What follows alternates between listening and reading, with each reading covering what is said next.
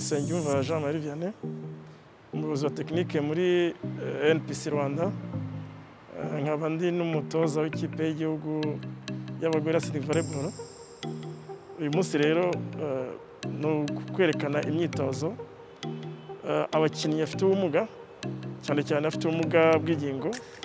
bashobora gukorera mu rugo muri iki gihe tukiri mu bihe bikomeye byo kwirinda Covid, kugira ngo bakomeze bagarde forme bafite, kugira ngo imikino itangira batazaba barasubiye inyuma cyangwa se ngo bafate umubyibuho utari ngombwa. Hari imyitozo yo kwigorora bita stretching cyangwa na etiroma, hanyuma akaba imyitozo ya kabiri yo gukomeza umubiri ya musculation, hanyuma imyitozo ya gatatu tuza gukora ni imyitozo yo kongera gusubiza umubiri uko wari uri iyo umuntu arangije, kugira ngo uko watangiye imyitozo unatari kumeze, ibyo bita cool down muri tekinike.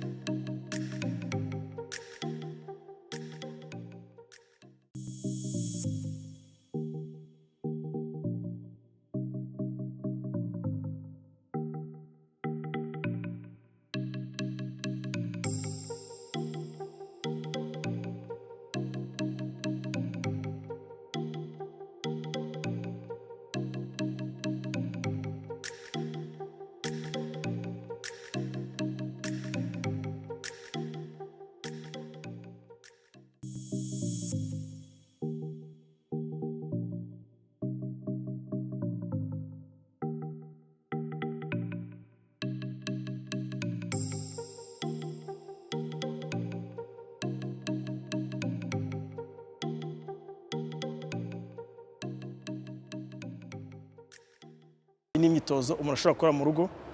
ikaba yagufasha n'igihe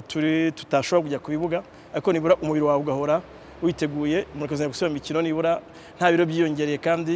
uzi neza ko nutangiye imyitozo utazagira ikibazo cyo kuba wakomereka kubera ko nta myitozo wakoze.